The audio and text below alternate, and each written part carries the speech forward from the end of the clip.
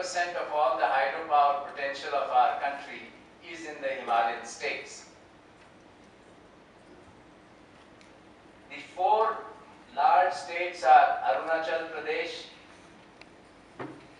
Himachal, Uttarakhand, Sikkim, and Jammu and Kashmir.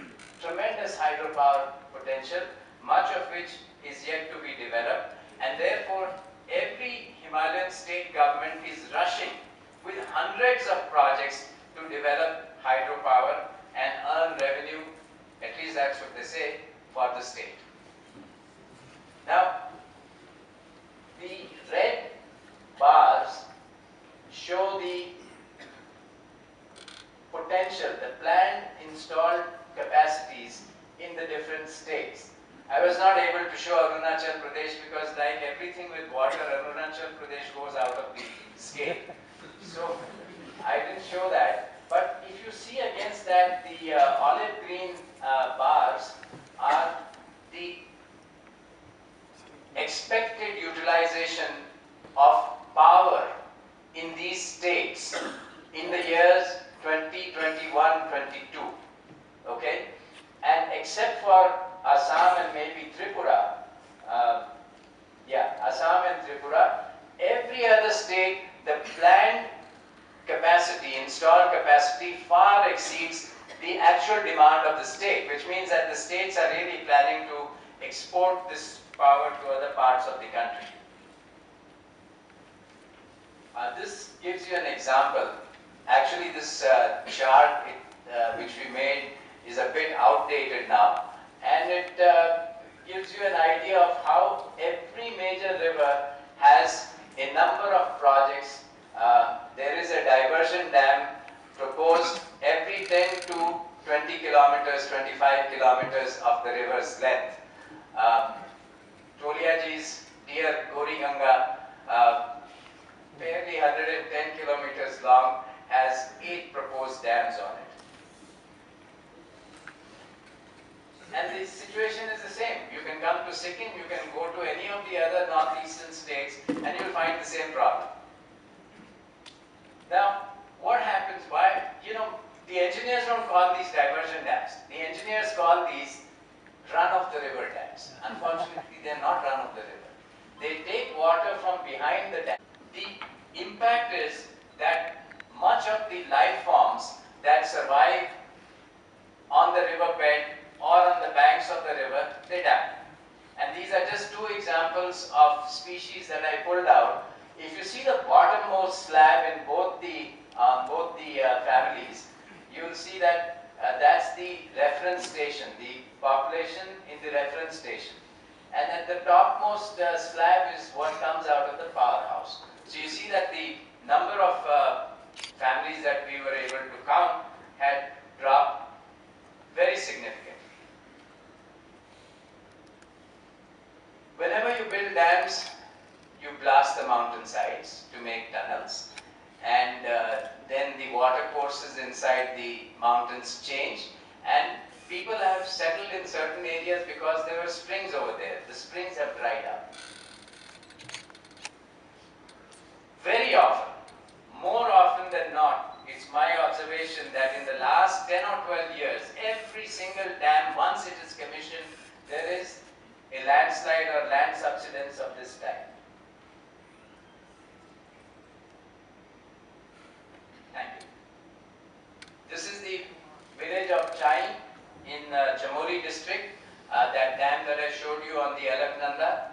When it was being tested and it did a test release of water to the powerhouse, the hill slope came sliding down. ये आप देख रहे हैं कि सड़क तो ऊपर थी पुल के पास और नीचे आके गिर गई. More than 20 feet, the road just slid. Houses were destroyed, fields were destroyed, livelihoods went, trees and forests got mowed down. And the amazing part is that the destruction doesn't necessarily end once a dam is built. ये TD dam का reservoir है, and you will see that there is fresh on the bottom, all along the perimeter. You will see that there is fresh soil erosion.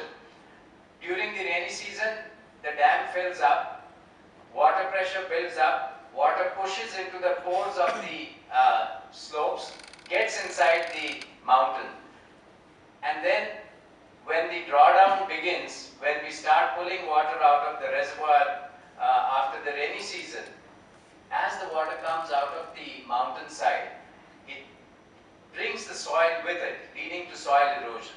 Since the functioning of the Teri Dam, more than 42 villages have been declared as threatened. As you can see, one of these villages just above the landslide zone. 42 of them have to be relocated on the orders of the Supreme Court. And it's amazing why we have to go all the way up to the Supreme Court to get this kind of a decision. There were many more problems, but I am constrained by time. And ultimately, this kind of situation leads to protests all over, and that is why the issue of hydropower is contested. The fourth area that I just wanted to draw your attention when we talk about water is the issue of climate change. Now, the research in the Himalayan region shows that maximum temperatures are increasing, minimum temperatures are decreasing, but more important that there is increasing aridity during the winter season. Precipitation in the winter is declining. And whatever comes down, there is far more rain than snow, which means less recharge. There are more extreme events, and though there is a lot of controversy about whether our glaciers are receding, shrinking, there are very few studies on the glaciers. One thing is beyond doubt that the smaller glaciers, and many of them are in the western part of the Himalayas, they are threatened. And as you know, almost all the agriculture in places like Ladakh are dependent on these glaciers. So agriculture in Ladakh is totally threatened. Of course, there is the problem of extreme events, floods, droughts, and gloughs, or glacier lake outbursts, floods. But more important is that as these extreme events become more frequent, there will be more droughts and cloudbursts which will affect agricultural productivity. And many of the communities may have to relocate and seek, in the case of the Bhotias, seek higher altitudes. So this kind of gives you an overview of the variety of the situation of the water resources in the Himalayan region. Now the question is, what do we do about all this? Let me put some of my thoughts before you. The first thing is water conservation.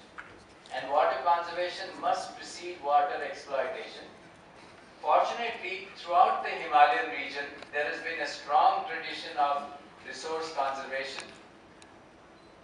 Watershed and springshed development must receive primacy, something that Amardeep Singh also alluded to. And Himachal Pradesh and Sikkim have already started state-level programs, something that the other states can learn from.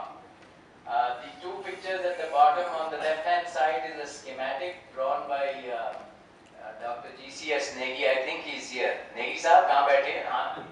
So you can catch him afterwards. It's a schematic of a spring shed, or a spring sanctuary as he calls it. And on the right-hand side is the impact of this kind of work on increasing the water availability after the spring shed development. This work has been done in Sikkim in many places. You can go to their website www.sikkimsprings.org and you can see several examples of this work done throughout the state, which is leading to increased availability of water in the subsequent seasons. Now, it's very clear that we require water and forest management. Both the things, integrated natural resource management is what we require. But this is only going to be possible if people don't feel alienated from these resources. आज तो सरकार के अगर नियम कानून कायदे देखें तो nothing belongs to the people. So people are not interested. The only way to get them interested is if we go for a high degree of autonomy in resource governance, something that Dr. Amarjeet Amardeep Singh Bhatia also stressed towards the end of his lecture. We have strong traditions and there have been good experiments, and I must keep in mind that having wild and scenic river stretches protected offers tremendous livelihood opportunities through tourism. And our governments, if they are really interested in revenue, must begin to weigh the options between hydropower and developing ecotourism. As far as domestic water supply is concerned, one thing we need to realize is that in terms of nature, nature has made the Himalayan region as an abundant water region. Then why should we worry about some minimum 40 liters per capita daily, which is actually, if I asked you to live on 40 liters per capita daily, you would have a very hard time. It's a subhuman level. It was supposed to be a minimum level, and our engineers consider कि 40 हो गया तो बहुत है, तो 30 में भी वो खुश हो जाते हैं. So I have argued in various committees that 70 liters per capita daily is an absolute minimum in the Himalayan region. Himachal Pradesh is the only state that has adopted legislation to that effect, and I would argue that we should move to 100 liters per capita daily in rural homes, and that too supplied inside their homes. We must create public structures so that this need is met. We must move away from single source focus to multiple sources, and this is only going to be possible if again our streams and springs are revived, which again requires community ownership of the resources.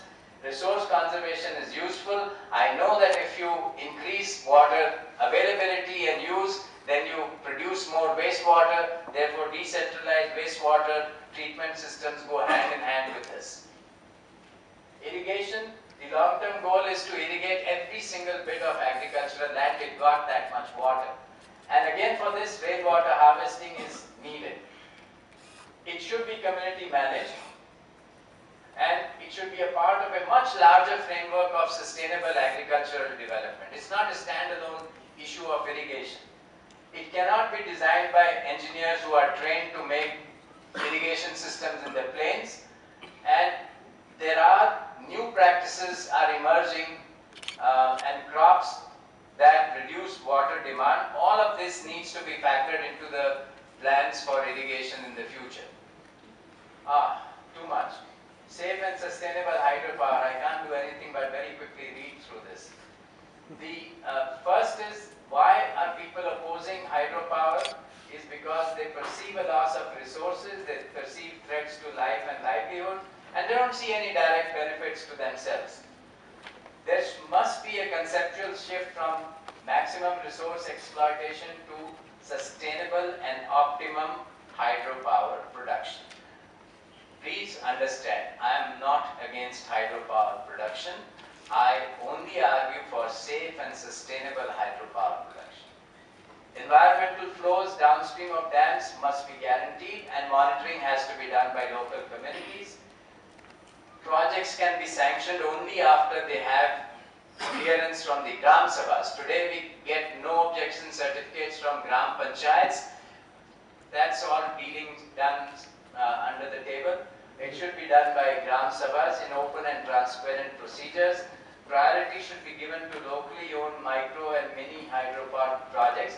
I know that the mini and micro will serve local needs, and they won't do the same job as large hydro, but then they deserve priority. Community-friendly R&R practices are required. Today, because we don't have R&R policies in place, many projects are held up. Now you take the case of dam I was discussing with the power secretary the other day, and he said, तुमको पता है हमारे 5,000 करोड़ रुपए वहाँ पे लगे. मैंने कहा कितने साल हो गए? कहा कि 1 साल तो हो गया. मैंने कहा अब इंटरेस्ट रेट कैलकुलेट कर लो कितना, how much money you have lost. If you had taken 8% interest rate, 400 crores you had spent on giving to the communities, there would have been far less opposition. Need to reassess hydropower potential, keeping in mind environmental and social aspects. We need safe technologies. We can't have blasting in our mountains and have very safe tunnel boring machines going around making the metro in Delhi. We need insurance coverage. We need insurance coverage for our people who live in these areas who are threatened by this. New dam designs that don't require such long tunnels. And if you're not sure about what on earth you're going to end up doing, the harm you're going to do, then wait. Precautionary principle says wait. और उसका एक फायदा है, कल को आप dam बनाओगे तो उस समय, yes, just give me 2 minutes, there are 2 slides are there.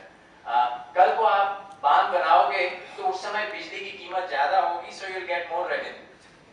I have strongly advocated a Himalayan Rivers Commission to prepare a publicly accepted river conservation and hydropower policy, whose first focus is not on hydropower production but on demand management and alternate power sources.